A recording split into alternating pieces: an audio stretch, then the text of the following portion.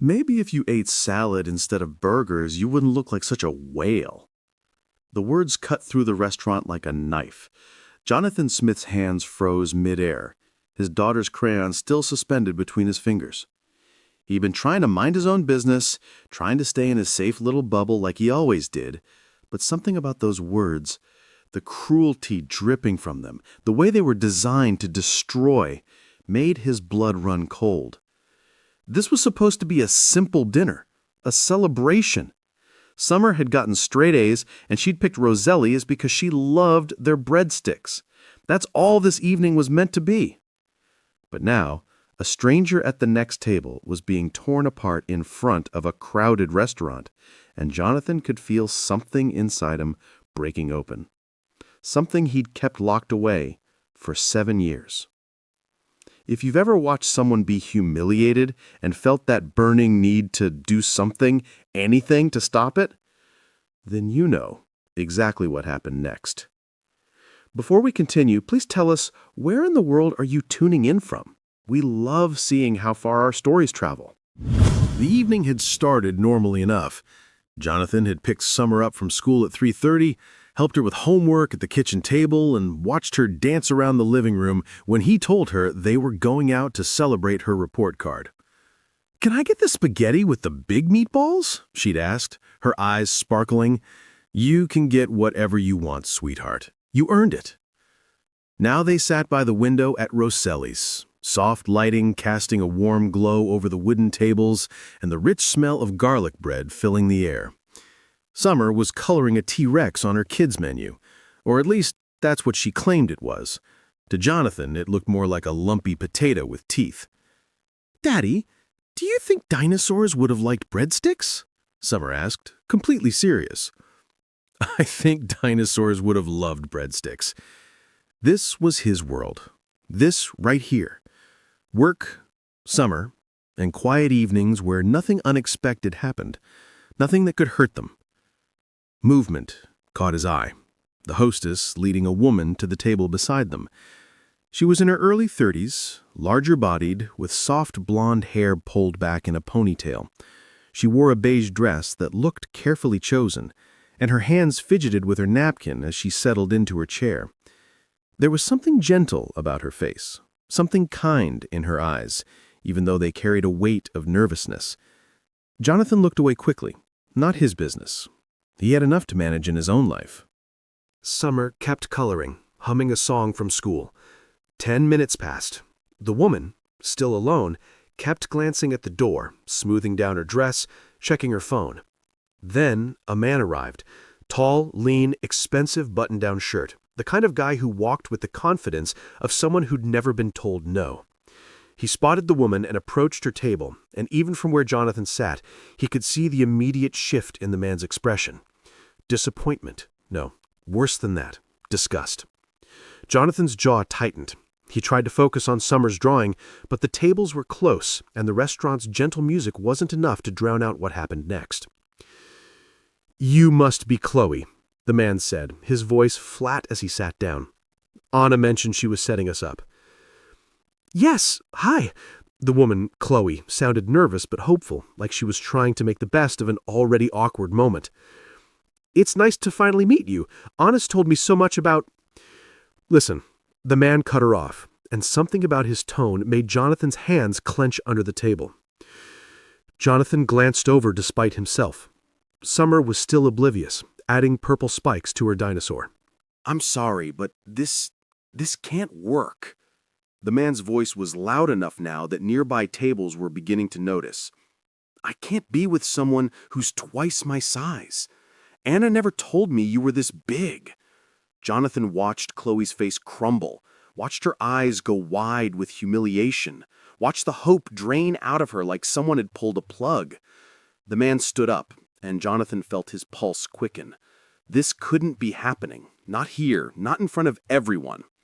"And you know," the man stretched out the words, his face scrunching up in disgust, maybe if you ate salad instead of burgers, you wouldn't look like such a whale." That was it. Jonathan was on his feet before he'd made a conscious decision to move.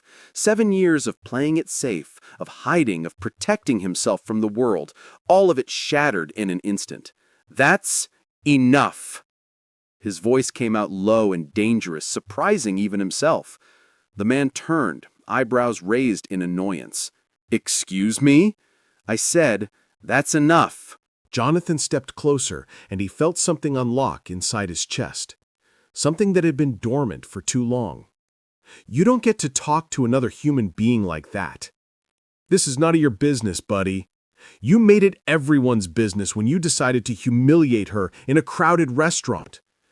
Jonathan's voice remained steady, but there was steel running through every word. What kind of person does that? What kind of coward tears someone down just to make themselves feel bigger? The man's face reddened. Look, I'm just being honest. No, you're being cruel. There's a difference. She had the courage to show up here, to be vulnerable, to give someone a chance. All you had to bring was basic human decency, and you couldn't even manage that. The commotion had drawn the attention of other diners now. The man looked around, clearly uncomfortable with the attention he'd created. Jonathan glanced at Chloe. She was staring at him with tears streaming down her face, her hands trembling as they gripped her napkin. And in that moment, Jonathan saw himself, saw the loneliness he'd been carrying for 7 years, saw what it looked like when someone else's cruelty confirmed your worst fears about yourself. "You know what your problem is?" Jonathan continued, his voice quieter now, but no less intense.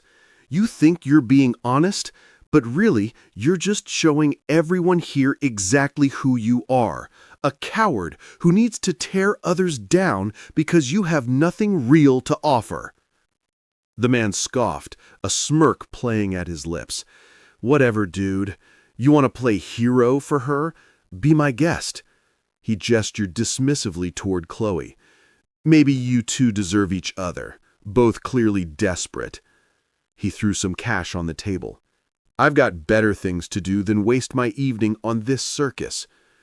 He turned to leave, then paused, looking back with a sneer. "Good luck with that, buddy. You're gonna need it."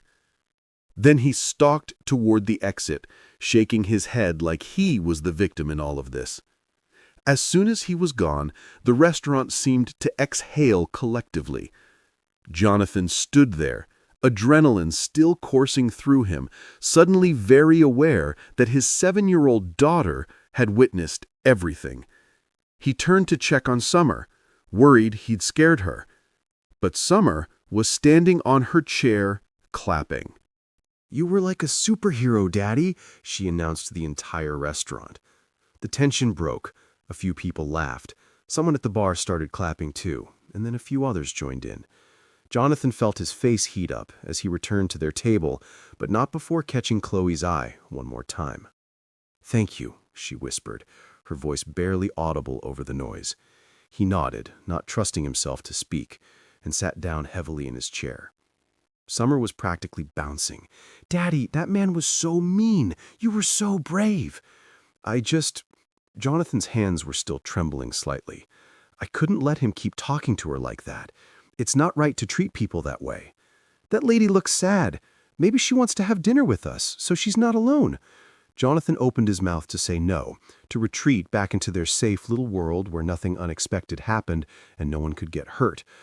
But then he looked at Chloe, sitting there alone, dabbing at her eyes with the napkin, and he thought about loneliness, real, crushing loneliness. The kind that followed you home and sat with you in the dark.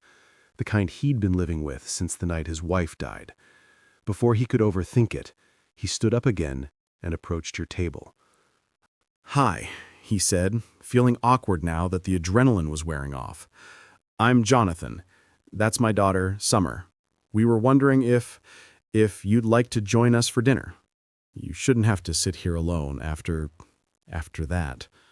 Chloe looked up at him, her eyes red-rimmed but searching his face like she was trying to figure out if this was real or some kind of cruel joke. "I don't want to intrude." "You wouldn't be intruding. Summer suggested it, actually. Jonathan offered a small, genuine smile. She's 7 and apparently has better social skills than I do. A tiny laugh escaped Chloe, despite her tears. Summer waved enthusiastically from their table. "Okay," Chloe said finally, her voice small. "Thank you." That dinner changed everything. At first, the conversation was stilted, uncomfortable. Chloe moved to their table with her water glass, and for a long moment, the three of them just sat there, not quite sure what came next. But Summer, bless her heart, had a gift for filling silences. "I'm Summer, and I'm 7 3/4. That's my daddy, and he makes sure people have clean water to drink. He's an engineer." That's really important work," Chloe said softly, and Jonathan found himself actually looking at her now. Really looking. Beyond the weight, the hurt swimming in her eyes, he saw intelligence, gentleness. Someone who'd been broken by the world's cruelty, just like he'd been broken by loss. "What do you do?" he asked, trying to sound normal, like his heart wasn't still racing from the confrontation. "I'm a librarian at the public library downtown." A small smile touched Chloe's lips for the first time. "I work in the children's section mostly, reading to kids, helping them find books they'll love." "That's perfect for you," Summer exclaimed. "You have a nice voice, like a storyteller." And just like that, the ice cracked a little. They ordered food. Summer kept talking, asking Chloe about her favorite books, telling her about the field trip to the Science Museum. Jonathan watched the two of them interact, and something in his chest loosened, something that had been tight for a very long time. As the evening wore on, the conversation deepened. Summer colored while the adults talked, and Jonathan found himself sharing things he hadn't spoken about in years. "Summer's mother died 7 years ago," he said quietly, aware of his daughter's presence, but knowing she'd heard this story before. "During childbirth, there were complications, internal hemorrhaging they couldn't stop fast enough." He'd said those words so many times, they'd become almost mechanical. A script he'd memorized to get through the explanation without falling apart. But tonight, with Chloe listening, really listening, without that uncomfortable pity most people wore, he let himself feel it again, just a little. "I'm so sorry," Chloe said, and her voice carried real understanding. "It's been 7 years.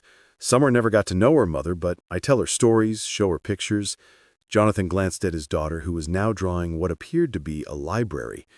"For a long time I just existed, went to work, came home, took care of Summer, built walls around myself because it was easier than risking that kind of pain again." Chloe nodded slowly. "I understand that more than you know." "Yeah?" She pushed pasta around her plate, her eyes distant. "I lost my mom 5 years ago, sudden aneurysm.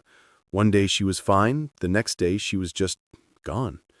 And my dad," her voice cracked slightly, "he checked out after that. Emotionally, I mean. Eventually moved to the West Coast. We barely talk now." "I'm sorry," Jonathan said, meaning it. "I had no siblings, no one to share the grief with, so She paused, seeming to decide whether to continue. "I turned to food. It became my comfort, my coping mechanism. Whenever I felt sad or lonely or scared, I'd eat. And I didn't know how to stop. Until one day I looked in the mirror and barely recognized myself." Her hands trembled slightly.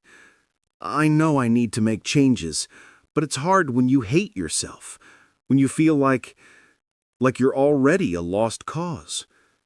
Jonathan felt something shift in his chest. This woman, this stranger who'd been so cruelly rejected just an hour ago, was one of the bravest people he'd ever met.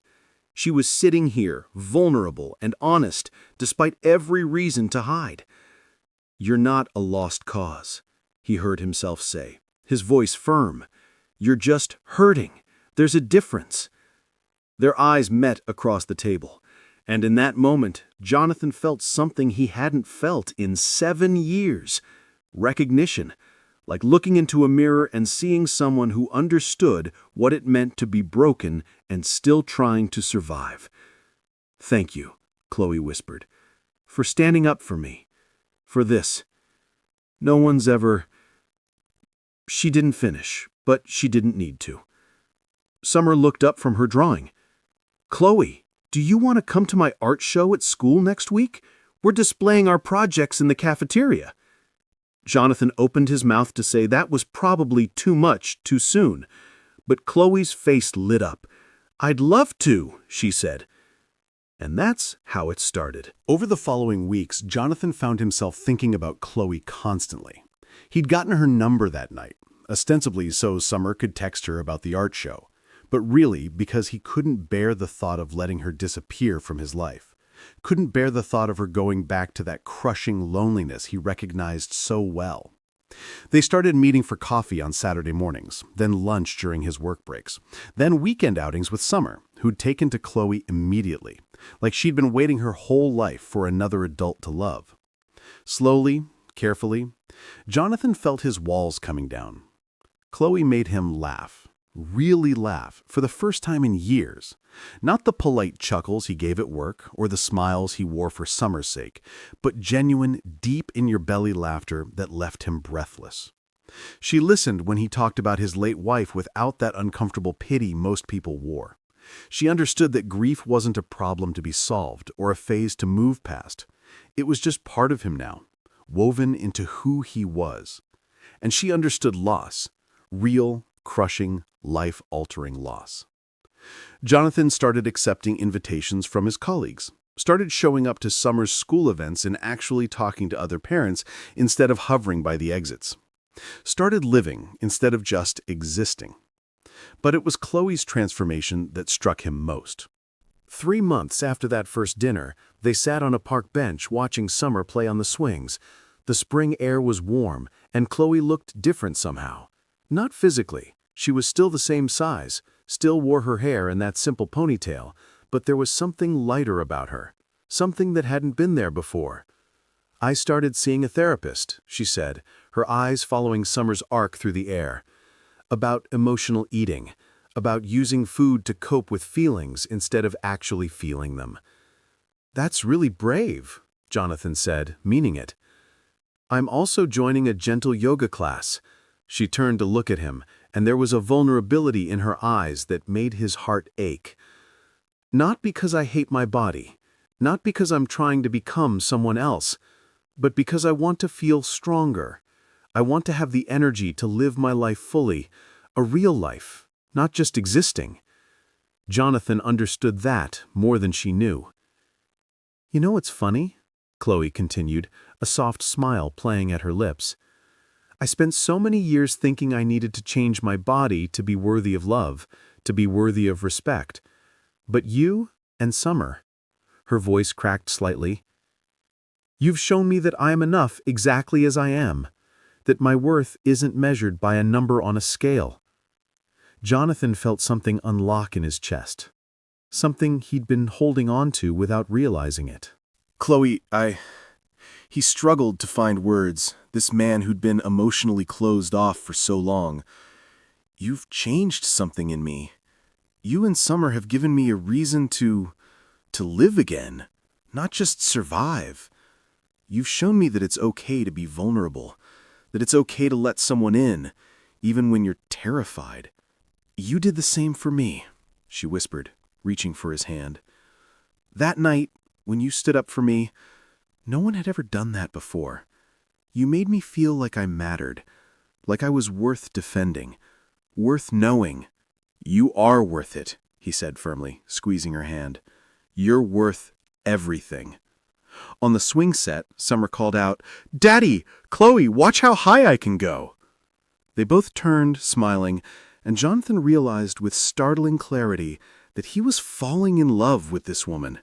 This brave, gentle, wounded woman who'd somehow found a way to bloom despite everything trying to crush her. Sometimes the smallest act of kindness changes everything. If this story is touching you, hit that like button and let us know you're here with us. 6 months later, Jonathan stood in his kitchen making breakfast while Summer set a table for their weekly Saturday brunch. It had become their tradition. Chloe would arrive at 10, and they'd spend the morning cooking together. eating too much, and then either going to the park or curling up on the couch for a movie marathon. Simple, ordinary moments that made life feel extraordinary. Chloe had continued her therapy sessions.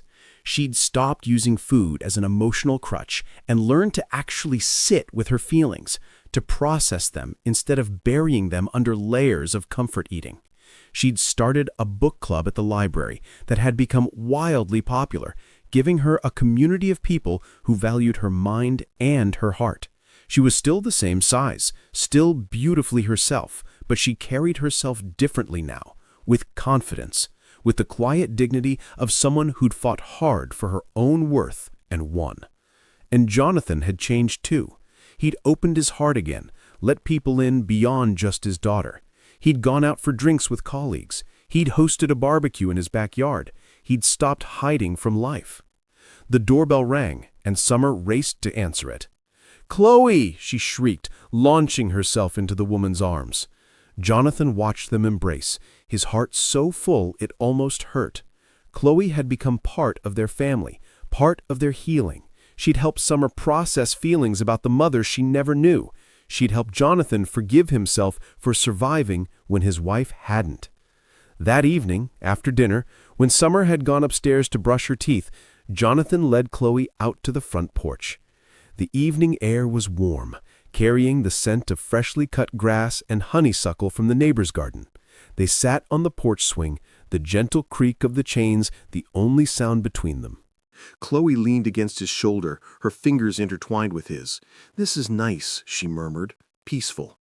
Jonathan's heart was hammering. He'd been carrying the ring in his pocket for 2 weeks, waiting for the right moment. And now sitting here in the golden light of sunset with this woman who'd brought color back into his gray world, he knew there would never be a more perfect time. "Chloe," he began, his voice softer than usual, "7 months ago, I was just existing, going through the motions. I'd convinced myself that was enough, that it was all I deserved after losing my wife."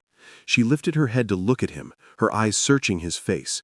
"But then I saw you in that restaurant, and I saw someone else who was hurting, someone else who'd been told they weren't enough, and something in me just woke up." His thumb traced circles on the back of her hand. "You didn't just change my life, Chloe. You saved it.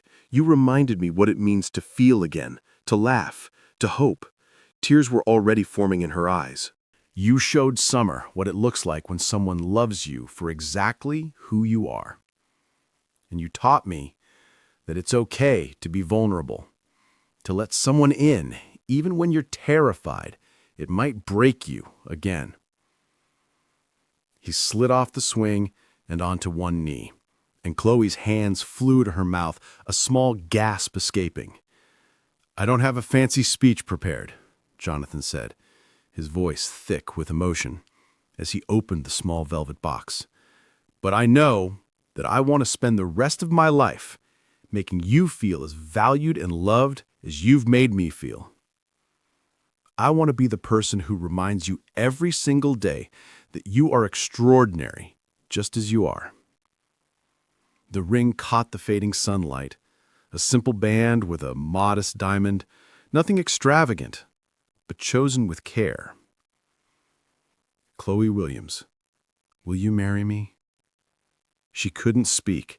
Tears streamed down her face as she nodded frantically, then finally found her voice. "Yes," she whispered. "Yes, Jonathan, 1,000 times yes." He slipped the ring onto her finger and stood, pulling her into his arms.